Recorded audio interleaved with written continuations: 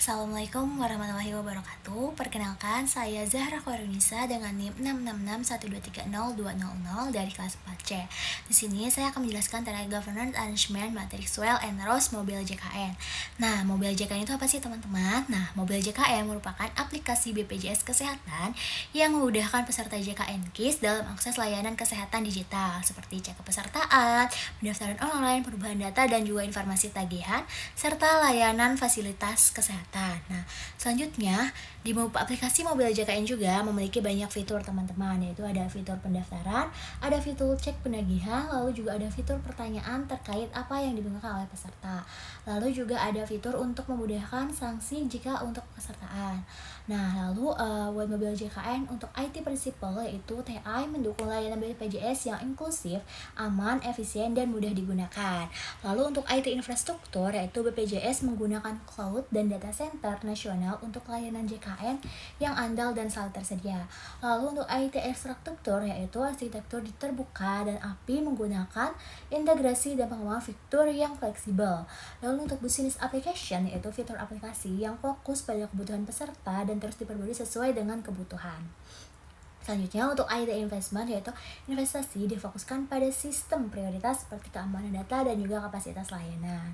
Nah, di sini saya akan menjelaskan terkait tabel call di atas. Nah, tabel call di atas merupakan tabel yang menjelaskan alur tata kelola IT governance dalam organisasi BPJS Kesehatan berdasarkan peran dan tanggung jawab berbagai pihak dalam pengambilan keputusan strategis.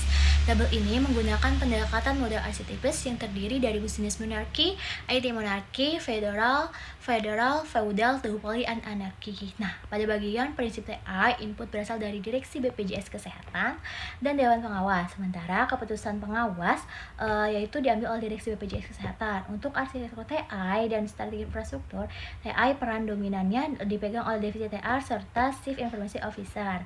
Nah, selanjutnya baik dalam hal input maupun pengambil keputusan, kebutuhan aplikasi bisnis ditentukan oleh cabang-cabang BPJS daerah. Sementara untuk investasi TA melibatkan peran gabungan antara CEO, Divisi TI, dan Direksi BPJS Kesehatan.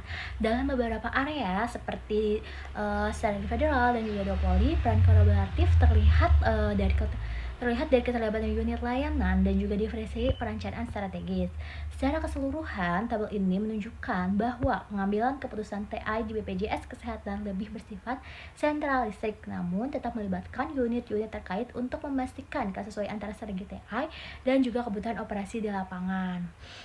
Nah, dari hasil analisis governance pada tabel di atas, bahwa aplikasi Mobile JKN ini sistem tata kelola TI-nya cenderung menerapkan kombinasi model federal dan juga duopoly, yaitu model federalnya yaitu menentukan kebutuhan aplikasi dan strategi infrastruktur melibatkan BPJS pusat dan juga cabang. Lalu untuk model duopoly yaitu pengembangan fitur yang melibatkan kolaborasi antara tim TI, unit bisnis seperti layanan peserta, ini menunjukkan sinergi antara teknologi dan kebutuhan pengguna. Nah, kesimpulan dari aplikasi Mobile JKN ini bahwa aplikasi ini tidak murni menggunakan satu model, tetapi menggabungkan pendekatan federal dan juga duopoly untuk menyeimbangkan kontrol pusat dan kebutuhan operasional. Hal ini sejalan dengan karakter layanan publik yang harus selalu stabil secara sistem dan responsif terhadap kebutuhan peserta. Nah, saran dari saya yaitu untuk meningkatkan aksesibilitas dan kenyamanan peserta, disarankan agar BPJS Kesehatan mengintegrasikan layanan WhatsApp dengan Mobile JKN. Nah, WhatsApp ini dapat digunakan sebagai kanal tambahan untuk informasi cepat seperti status kepesertaan, notifikasi antrian, dan pengingat jadwal sehingga memperluas jangkauan layanan dan mendukung layanan publik yang lebih responsif dan juga mudah diakses. Terima kasih atas perhatiannya. Selanjutnya di sini saya akan menjelaskan review artikel dari Ibu Ayuning Budiati SIPM PPM yaitu dengan judul E-Government and Governance Can Improve Indonesia Public Service Deliveries.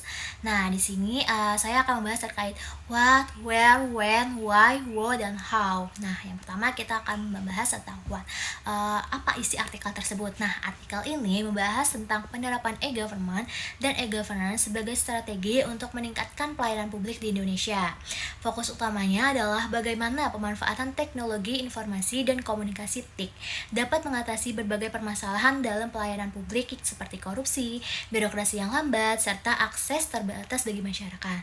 Nah, dengan pendekatan ini, pemerintah diharapkan mampu memberikan layanan yang lebih cepat, efisien, transparan, dan akuntabel kepada seluruh warga negara.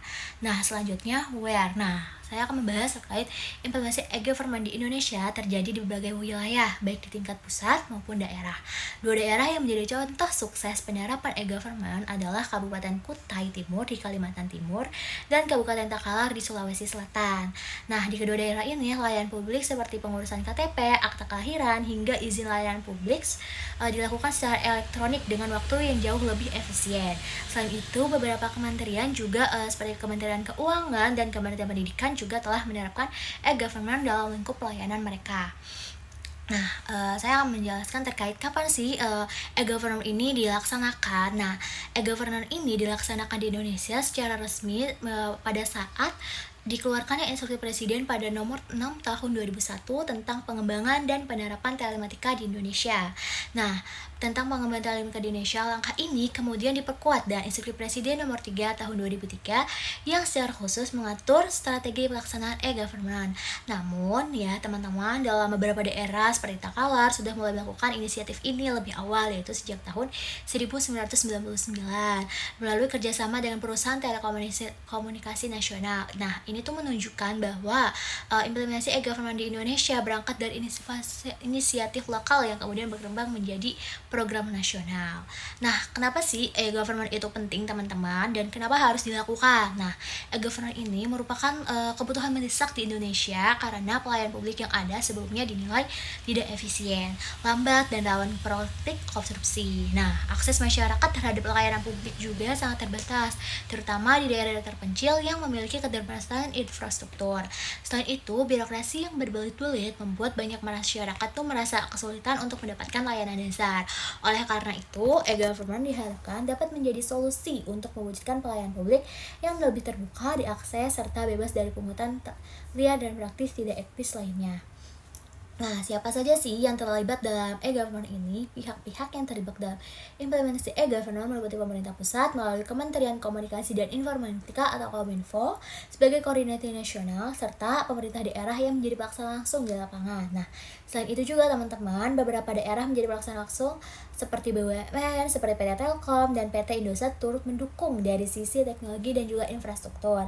Tak kalah penting, lembaga internasional seperti JICA dari Jepang serta Bank Exim Korea yang juga berperan penting dalam memberikan dukungan finansial dan juga teknis yang menjadi aktor penting dalam keberhasilan kepentingan ini. Nah, teman-teman, bagaimana sih implementasi e-government ini dilakukan? Jadi, implementasi e-government ini dilakukan melalui beberapa tahapan, mulai dari penyediaan informasi secara online, interaksi layanan melalui situs web, lalu hingga transaksi dan transformasi digital dalam pelayanan publik. Pemerintah telah membangun sistem informasi manajemen satu aktif atau SIMTAP. Nah, yang memungkinkan sistem informasi ini mengakses berbagai layanan dalam satu platform. Selain itu, upaya ini juga melibatkan peningkatan kapasitas sumber daya manusia, pengembangan infrastruktur TIK, serta penyusunan kebijakan dan regulasi pendukung seperti standar keamanan data dan sistem e-procurement. Tujuannya adalah untuk menciptakan sistem layanan yang lebih efektif, efisien, dan akuntabel di seluruh pemerintahan. Nah, sekian penjelasan dari saya, kurang lebihnya mohon maaf. Wassalamualaikum warahmatullahi wabarakatuh.